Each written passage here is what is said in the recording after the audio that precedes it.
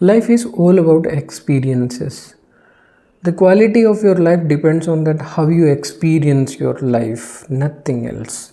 Experience in the sense whether you got selected in any exam, you got failed in any exams. चाहे परीक्षा में आप पास हो रहे हैं, किसी परीक्षा में आप फेल हो रहे हैं, लेकिन मायने ये रखता है कि आप उसको अनुभव कैसे करते हैं। जब आप चीज़ों को इस तरीके से देखना शुरू करते हैं कि हर एक एक मोमेंट, एक एक पल, आपके जीवन में होने वाली हर घटना, आपके द्वारा लिए गया एक एक निर्णय, भले वो सही होता है गलत होता है, उसमें एक क्रिएटिंग पावर है, एक सृजनात्मक शक्ति है जो आपकी इन्हीं चीज़ों से, आपके निर्णयों से और आपके एटीट्यूड, आपके नज़रिए से निर्धारित होती है। कि जो घटनाएं आपके जीवन में हो रही हैं, जो आपके आसपास, आपके इन्वायरमेंट में जो चीज़ें हो रही हैं, आप कोई लक्ष्य निर्धारित करते हैं, उसको पाते हैं, चाहे फेल होते हैं, आप लोगों के प्रति कैसा व्यवहार करते हैं, लोग आपके प्रति कैसा व्यवहार करते हैं, सब कुछ बहुत लंबी लिस्ट हो सकती है। ये सब की सब चीज़ें बस आपको बना रही हैं। आप इस नज़रिए से देखिए, आप सही गलत में जज मत करिए, उसमें अच्छा बुरा मत देखिए, आप सिर्फ उसको एक सृजनात्मक शक्ति के रूप में देखिए कि वो बना रही हैं। जैसे पानी जो है, वाटर सिर्फ वाटर है ना, उसको किसी यूज़ केस के लिए उसे उबालना पड़ता है और किसी दूसरे यूज़ केस के लिए उसे बर्फ़ के रूप में जमाना पड़ता है। दोनों बिल्कुल ऑपोजिट है। एक तरफ टेम्परेचर बढ़ाया जा रहा है, एक तरफ टेम्परेचर घटाया जा रहा है। लेकिन अगर आप उस प्रोसेस को, हो सकता है कि जो जजमेंटल लोग हैं वो बर्फ़ जमने को गलत या सही मान ले अगर उनको ज़रूरत वैसी है, तो उबलने को वो गलत या सही मान ले अगर उनकी ज़रूरत वैसी है तो। लेकिन दरअसल बात क्या है कि दोनों में कोई फ़र्क नहीं है। उसका उबलना भी कुछ न कुछ बना रहा है, सृजन कर रहा है, और उसका जमना भी कुछ न कुछ सृजन कर रहा है।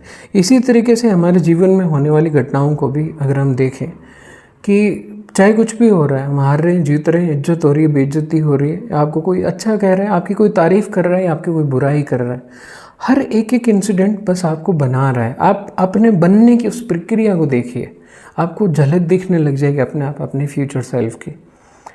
और जब आप चीज़ों को इस तरीके से देखना शुरू करते हैं तो एंग्जाइटी, डिप्रेशन, इन चीज़ों का कोई मतलब नहीं रहता है, क्योंकि आप पर कोई भी चीज़, कोई बात आप पर हावी होएगी नहीं। चाहे आप किसी परीक्षा में पास होना आपकी ज़िद नहीं रहेगी, आपकी ज़िद रहेगी सिर्फ आपकी भागीदारी, कि आप ज़िंदगी में जो कुछ भी कर रहे हैं उसमें कितने शामिल है, भागीदारी कितनी है आपकी, वो सबसे ज़्यादा मायने रखते हैं।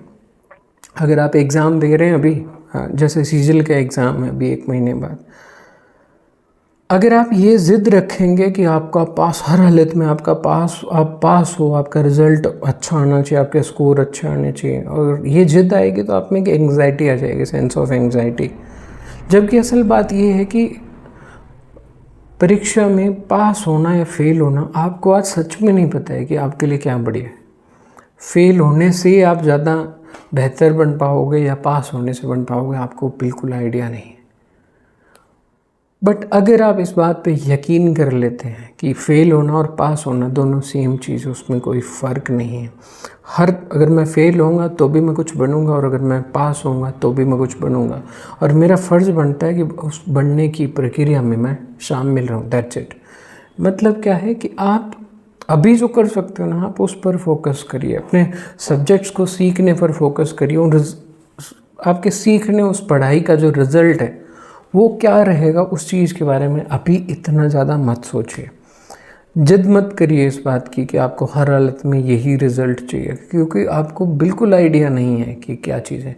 कई बार ऐसा होता है कि किसी बस में चढ़ने की जब आप जिद करते हैं कि मेरे लिए ये बस, मुझे हर हालत में इस बस में चढ़ना ही चढ़ना है, जाना ही था मेरे को, पता नहीं कितने ऐसे कारण होते हैं कि आपको किसी रीज़न से उस बस से पीछे रखवा दिया जाता है, और आपको बाद में समझ में आता है कि आपको पीछे क्यों रखवाया गया था, या वो बस आपसे क्यों छुटवाई गई थी। सेम वैसे ही आपके एग्ज़ाम से।